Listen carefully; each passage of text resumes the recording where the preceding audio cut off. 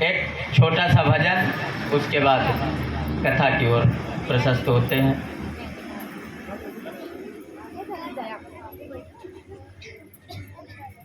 दया कर दो भवानी माँ, तुम्हारे द्वार आए हैं। दया कर दो भवानी माँ, तुम्हारे द्वार आए हैं। दया कर दो भवानी माँ, तुम्हारे द्वार आए हैं।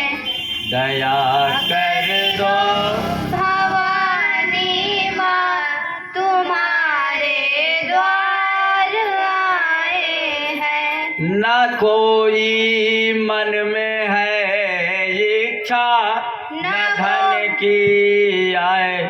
आदि आदि गाना ठीक।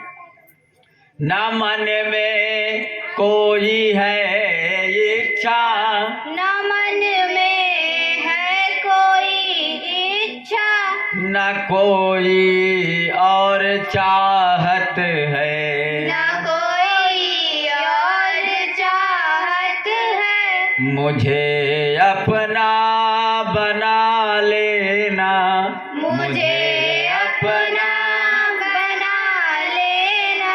तुम्हारे द्वार आए हैं। तुम्हारे द्वार आए हैं। बोलिए जगत जननी माँ दुर्गा की जय। कथा कल 5वें दिवस की आज कथा का कल से जहाँ विश्राम कल हुआ था वहीं से प्रारंभ करना है। कल के लोग जो बैठे हैं, हम प्रयास करना चाहते हैं कि वही बताएं कि कहाँ रुकी थी, कहाँ पर थे कल कथा में।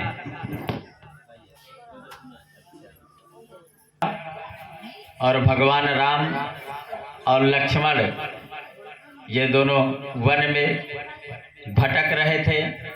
गोस्वामी तुलसीदास जी ने लिखा, हे खग हे मृग मधुकर सेनी, तुम देखी सीता मृगनैनी। हे खग माने पक्षियों, हे मृग माने हिरण, मधुकर श्रेणी यानी पेड़ों और पौधे और पक्षियों से वो पूछ रहे हैं कि तुमने कहीं जानकी जी को तो नहीं देखा। आगे आगे चलते चल रहे हैं, सभी लोग कहते हैं कि एक मानव होकर के अगर ये भगवान है तो अंतर्यामी होते, ये देख लेते कि सीता है कहाँ। इसका मतलब मानव नहीं है। मैंने कल प्रयास किया था बताने का कि राम जी को सब कुछ पता था। राम जी को यह भी पता था हिरण को देखने से पहले कि मारीच आ रहा है। राम जी को यह भी पता था कि रावण अब मारीच के घर जा रहा है। सब कुछ जानते थे, लेकिन नर रूप की जो मनुष्य रूप का जो उनको निर्वहन करता था, मनुष्य के रूप का जो उन्हें कार्य करना था, बस उसलिए वो अनभिज्ञ बने रहे। अनभिज्ञ का मतलब क्या होता है? जानबूझ करके किसी चीज, जैसे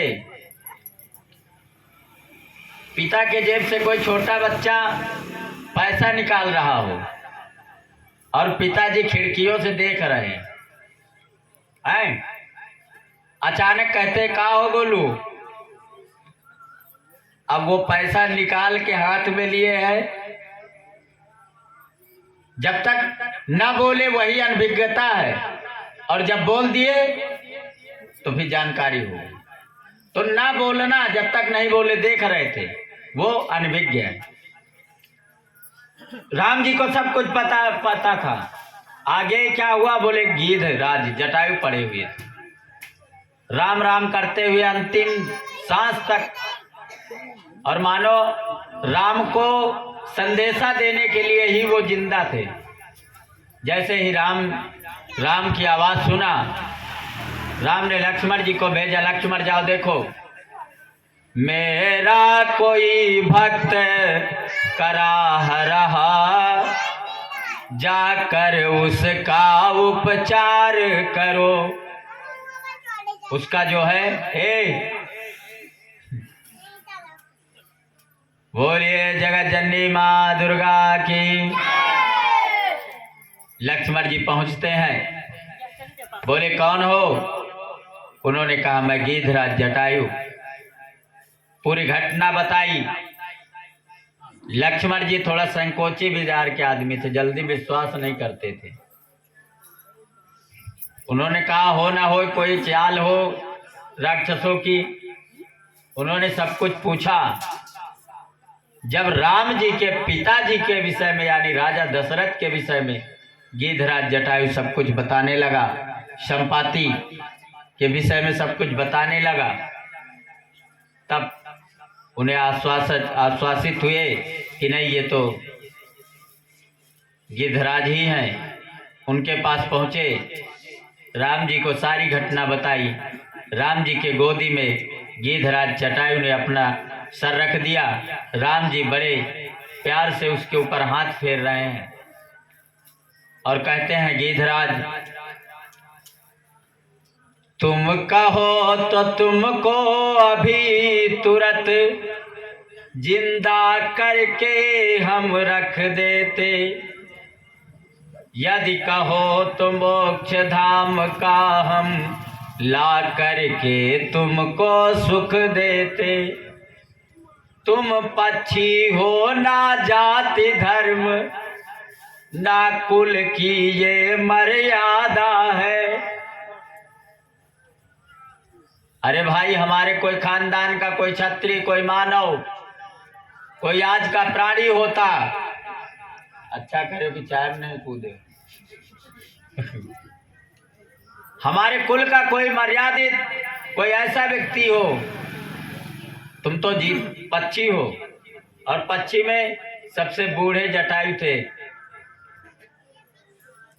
तुमको अगर रक्षा भी करनी थी तो अपने वंश का करते, अपने यहाँ पक्षियों की, लेकिन फिर भी तुमने सीता के लिए अपने प्राणों को दांव पे लगा दिया। इसलिए कहो तो तत्काल तुम्हारे सारे जख्म खत्म कर दे, जितने भी घाव हैं। गिद्धराज जटायु ने कहा महाराज जो गति देवताओं को संतों को ऋषियों को मुनियों को नहीं मिली, आज मेरा सौभाग्य तो देखिए, मैं आपके दिव्य चरणों में अपना सर रखकर तज रहा हूं प्राण, मुझसे बड़ा सौभाग्यशाली इस धरती पे कौन होगा। ऐसा कहते हुए गिद्धराज जटायु ने स्वयं को समाप्त कर दिया और कहते हैं श्याम गात विशाल भुजचारी, स्तुति करत नयन भर बारी। गिद्ध देह तज धरि हरि रूपा, भूषण बहुपट पीत अनूपा। गिद्धराज साक्षात मुक्ति को प्राप्त किए और तत्काल राम जी के ही विग्रह शरीर में मिल गए। बोलिए गिद्धराज जटायु की। हम चाहे थोड़ा सा पी ले। माँ दुर्गा की जय, गणेश भगवान की जय। गिद्धराज जटायु को मोक्ष प्राप्त हुआ। गिद्धराज जटायु ने कहा आप दक्षिण की ओर जाइए, वहां पर एक पर्वत है जिसको ऋष्यमुख पर्वत कहते हैं। वहां पर बाली का सताया हुआ उसका छोटा भाई सुग्रीव रहता है। आप उससे मित्रता करो और वो लंका पति रावण तक पहुंचने में बहुत सहायक होगा।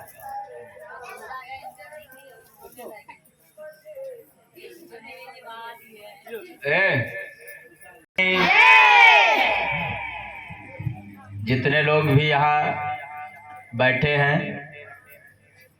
आगे का जो भी प्रसंग है सजगता पूर्वक व गंभीरता के साथ सुनना। हम लोग अपने आप को जातियों में विभाजित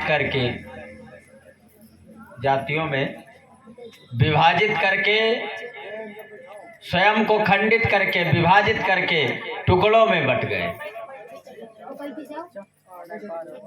लेकिन इस देश का पक्षी जो उस सभ्यता में जिया जिसे सनातन वैदिक सभ्यता कहते हैं,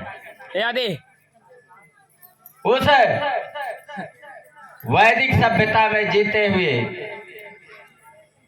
उसने भारत देश की रक्षा हेतु, भारत देश की पुत्री की रक्षा के लिए उसके मन में ये विचार था, ये भाव था, और उसकी रक्षा हेतु अपने प्राणों को दांव पर लगा दिया। मानव एक जाति है, सनातन एक धर्म है, दया एक धर्म है। कोटेशन, नोटिस, नियम, इससे केवल अदालतें और कचहरी और विद्यालय चलते होंगे। मनुष्य जीवन का नियम केवल एक ही है, वो है सत्यमेव जयते। जटायु के प्राण जाते जाते उसने अंतिम क्षण तक धर्म के लिए लड़ा। और धर्म ऐसा जिसकी सब लोग, धर्म का मान्यता नहीं कि उनका झंडा उतार के पान खोस यान बस बड़े भारी धार्मिक हो गए, लिए झंडा टहल रहे हैं, जिंदाबाद के नारा लगा रहे हैं। ये धर्म है क्या? धर्म का मतलब है श्रद्धा विश्वास रूपिणौ याभ्याम बिना न पश्यन्ति, जिसके बिना ना कोई देख सकता ना कोई बोल सकता है। अपने धर्म के प्रति आस्था विश्वास और उस धर्म के प्रति जब तक जियो तब तक कुछ ना कुछ कृतज्ञता प्रकट करते रहो। यही तुम्हारे धर्म का उद्देश्य है। धर्म पालन करने का मतलब यह नहीं कि मैं किसे चिल्ला दिए और हो गया, कोई मतलब नहीं। धर्म का पालन करने का मतलब है अपने इष्ट के नजरों में उसके बनाए हुए नियम शास्त्र उन सब में आप खरे उतरो। यही धर्म का मूल कारण है। राजा रामचंद्र जी ऋष आगे चले, राम रघुराया, ऋषमुख पर्वत नियराया। ऋषमुख पर्वत आया, दूर से सुग्रीव ने देखा, अरे बाली तो यहाँ आ नहीं सकता, उसको श्राप है, हो ना हो बाली ने ही किसी को भेजा है। उनके मंत्री थे हनुमान जी महाराज। हनुमान जी महाराज को भेजा, कहा जाओ देख कर आओ, पता करो कौन है ये। हनुमान ने ब्राह्मण का वेश बनाया। अच्छा, इन कथाओं में दो चीज देखना। देवता लोग अगर कोई कार्य करते थे तो ब्राह्मण का वेश बनाते थे, और राक्षस लोग कोई कार्य करते थे तो वह साधु का वेश बनाते थे। समझ में आ रहा ना? ब्राह्मण का वेश बनाया, इनके पास आए, पहुंचे, प्रणाम किया। महाराज आप कौन हैं? Who are you? Give me your introduction. अपना परिचय बताओ। तो कौशलेश दशरथ के जाए, हम पितु बचन मानी बन आए। हम कौशलानंदन राम है, ये हमारे छोटे भाई लक्ष्मण है। हमारे पिताजी ने हमारी माताजी से 2 वर मांगे थे और कहा था समय आने पर मैं उन्हें दूंगा, और उन्हीं वरों की देन है कि आज हम जंगल में आए हैं 14 वर्ष के लिए। पूरा परिचय दिया। हनुमान जी समझ गए, बोले ये विष्णु साक्षात है, राम रूप बतलाते जो। ये बात साक्षात विष्णु का अवतार रामचंद्र जी हैं। हनुमान ने कहा अब मुझे असली वेश में आ जाना चाहिए। हनुमान जी असली वेश में आ गए। असली वेश में आकर के उनके पास पहुंचे। महाराज आप हमारे साथ चलिए। रामचंद्र जी ने कहा रुकिए तो सही, पूरी बात सुनो। उन्होंने बताया कि हमारे पत्नी का हरण हो गया है, पता चला कि रावण उसे लेकर के गया। उन्होंने कहा रुकिए, हमारे मंत्री, हमारे जो स्वामी हैं उनके पास चलिए। सुग्रीव के पास गए, सुग्रीव को प्रणाम किया। हनुमान जी ने पूरी बात बताया, ये महाराज राम हैं। पूरी बात बताया। बाली से पीड़ित था सुग्रीव और पत्नी के खो जाने पर दुखी थे राम जी। सुखी सुखी आदमी जब मिलते हैं तो अहंकार होता है, लेकिन जब दुखी दुखी मिलते हैं, जैसे किसी औरत का पति खत्म हो जाए और उसके कोई सुहागिन स्त्री पांव छुए आकर के, तो ऊपर से कहीं ऐसा है जाओ तुम्हें चूरी बाढ़े, तुम्हारा सुहाग बाढ़े, और अंदर से कहीं हमारी तरह तुम हो जाओ।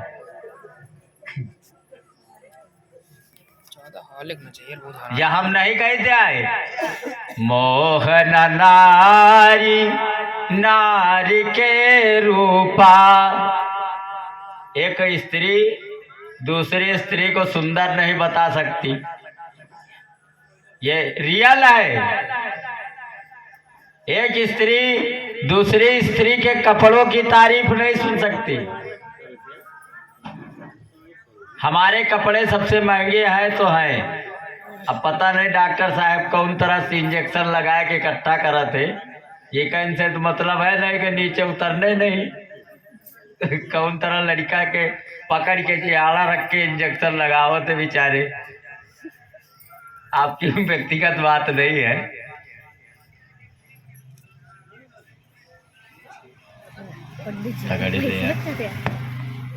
छोटी बिटिया है ये रीति। अब भगवान की लीला के अनुसार सुग्रीव ने कहा महाराज हम बाली से बहुत परेशान हैं, उसने हमारी पत्नी को आप अधीन कर लिया अपने, और जब हम घर जाते हैं तो हमको गदा लेकर दौड़ा देता, हम क्या करें। राम जी ने कहा चलो पहले हम तुम्हारा दुख काटते हैं, फिर मिल करके हमारा भी थोड़ा सा कम करवाओ। बाली और सुग्रीव देखने में एक जैसे थे। सुग्रीव से कहा कि जाओ ललकारो। सुग्रीव गया और बाली को ललकारा, अबे बाली बाहर निकाल, आज तुम्हारी खैर नहीं है। बाली ने कहा ये एकदम मिर्चाहा आदमी है, वन हड्डी बची है पूरी शरीर में, और वो निकला और निकल के जोरदार एक घूसा उठा के दिया इनको। अब इनके तो एकदम पूरा दिन में तारे दिखने लगे। ये भगवान राम के पास पहुंचे। राम जी से कहते हैं प्रभु अच्छे दो दगाबाज आदमी हो, हमको कुटवा दिए भेज के। बहुत दिन से भकुरा बैठा था वो, और आज हम तो भाई अब नहीं जाएंगे। तो मानस में तुलसीदास जी ने लिखा भी है, एक रूप तुम भ्राता दो। तुम दोनों भाई एक जैसे लगते हो, हमको पता ही नहीं चला मारना किसको है। पता लग मारना है बाली को, निपटा दे सुग्रीव को। इसलिए मैं हार तुम्हें पहनाता हूँ, मैं हार तुम्हें पहनाता हूँ, तब उसे सुनो निपटाता हूँ। जाकर आवाज लगाओ तुम, मैं धनुष बाढ़ ले आता हूँ। अब की रामचंद्र जी के एकदम चरण पकड़ा। चरण पकड़ने के बाद उसने कहा सौगंध दिखाओ प्रभु, कि अब की जरूर है हो, नहीं तो फिर छोड़ दियो तो अब की गैन हम बचे रहे कि न बचा। सुग्रीव गया रामचंद्र जी एक पेड़ की ओट से लुक करके, और उन्होंने तब बाण उन्होंने छोड़ दिया। उन्होंने हुई वहां पर कि रामचंद्र जी लुक कर मारे। क्या राम अगर भगवान है तो उनका भी आधा बल चला जाएगा क्या बाली के पास? लेकिन देखना, हर एक प्रसंग में उन्होंने नियम का पालन किया, और यहां पर भी उन्होंने ब्रह्मा के बनाए नियम का पालन किया कि अगर हम सामने से इनको मार देंगे तो ब्रह्मा जी द्वारा जो इनको वरदान मिला है वो अधूरा रह जाएगा। इसलिए नियम का पालन यहां पर किया था उन्होंने। रामचंद्र जी के द्वारा जब मार करके गिर गया बाली, तो उसने कहा मैं बैरी सुग्रीव प्यारा, कारण कवन नाथ मोहि मारा। आप ये बताओ, आप भक्त हो, आप भगवान हो कि एक साधारण इंसान हो? भाई गांव का प्रधान खाली एक आदमी के कैद करे लागे, एक आदमी के घर के